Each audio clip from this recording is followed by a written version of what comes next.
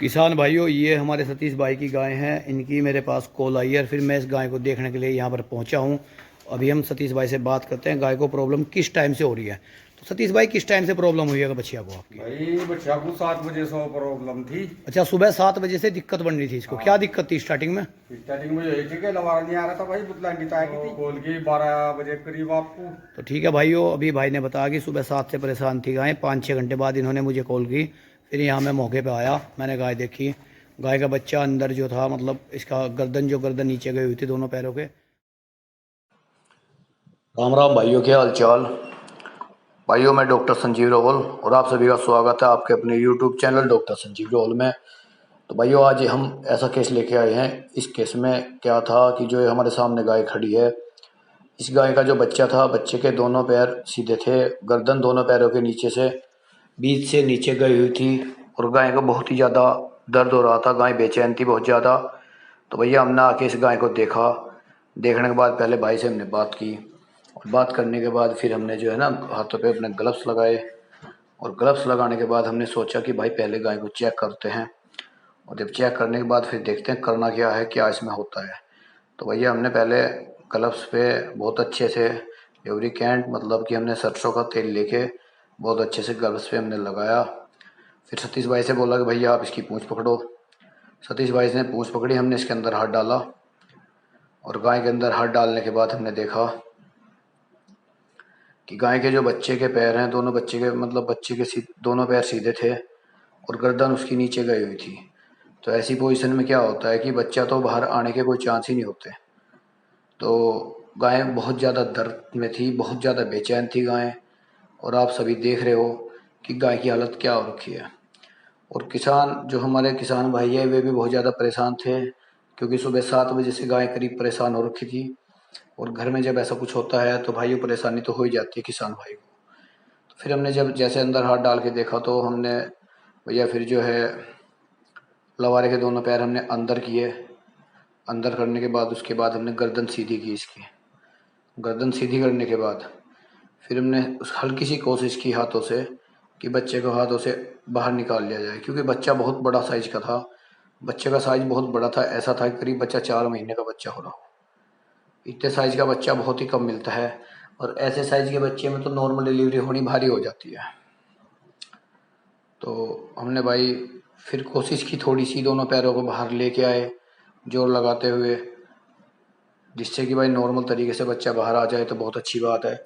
किसान भाई बोल रहे थे हमारे कि डॉक्टर साहब, ये तो इस तरह से बयाने मुश्किल हो जाएगी। फिर हमने एक रस्सी ले ली, रस्सी का हमने एक फंदा बनाया। फंदा बनाने के बाद अच्छे से हम उस फंदे को अंदर दोनों पैरों में, देखो फंदा बना लिया हमने। और फंदे को हम अंदर ले जाके अगले दोनों पैरों में हम उसको डाल देंगे। डालने के बाद रस्सी को हमने टाइट किया। टाइट करने के बाद सतीश भाई को हमने रस्सी पकड़ाई, और हल्का सा अंदर हमने हाथ डाला। जैसे जैसे हमने अंदर हाथ डाल के हल्का हल्का, मैंने बोला भाई जब मैं जोर लगाऊंगा तुम जब भी हल्का हल्का रस्सी को खींचना शुरू करना। तो जैसे मैंने बोला कि हल्के हल्के जोर आप जब लगाओगे, जब मैं आपको बोलता रहूँगा, आप भी जोर लगाते रहना। तो भाई ये देखो, दोनों पैर बाहर आ गए हैं बच्चे के।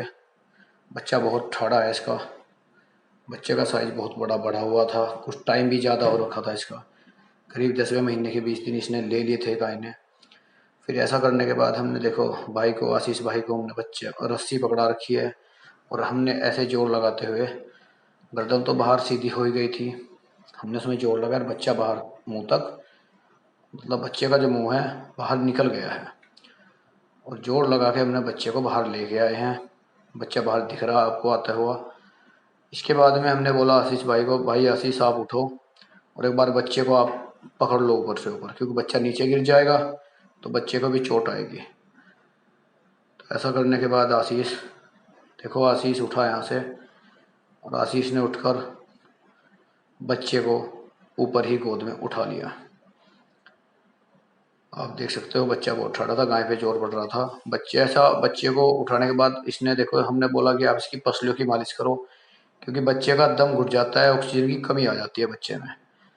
तो देखो बच्चे पसलियों की मालिश कर रहे हैं, मुंह से हमने इसके झाग निकलवा दिए। हालांकि मुंह में थोड़ी ऑक्सीजन के लिए हमने इसको फूंक मारी अच्छे से, और बोला कि भाई इस बच्चे को आप गाय के सामने ला कर डाल दो। ऐसे गाय भी इसको अपनी जीभ से चाटती है।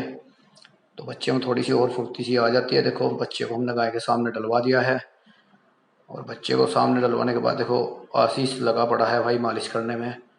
और ये बहुत अच्छी बात है, इस तरह से बच्चे को जैसे प्रेस करेंगे, दबाव दे के हम उसमें करते हैं तो बच्चे में सांस आने की अच्छी तरह से होता है।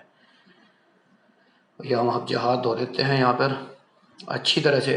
जब भी कभी कोई ऐसा केस सामने आए तो गर्म पानी से हाथ धोने चाहिए, क्योंकि अंदर का जो टेम्परेचर होता है बहुत गर्म होता है, नसों पे जोर पड़ता है। और कभी भी ठंडे पानी से ना धो के गर्म पानी से हाथ धो।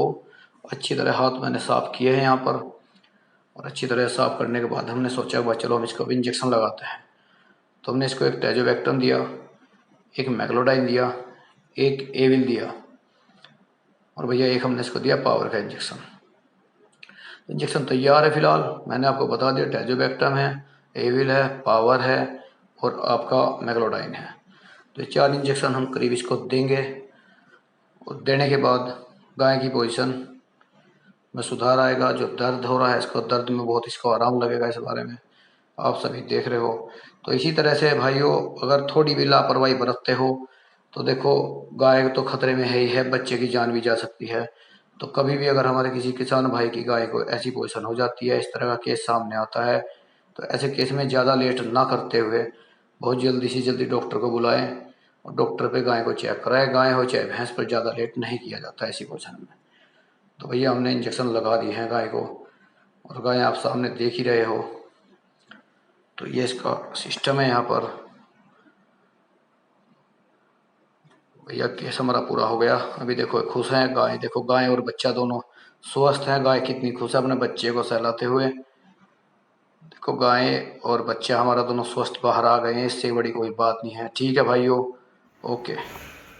तो किसान भाइयों आप देख सकते हो हमारे सतीश भाई की जो गाय थी, ब्याने से पहले इसकी क्या पोजीशन थी, और ब्याने के बाद अब इसे देखो आराम से घास खा रही है, नॉर्मल तरीके से खड़ी हुई है।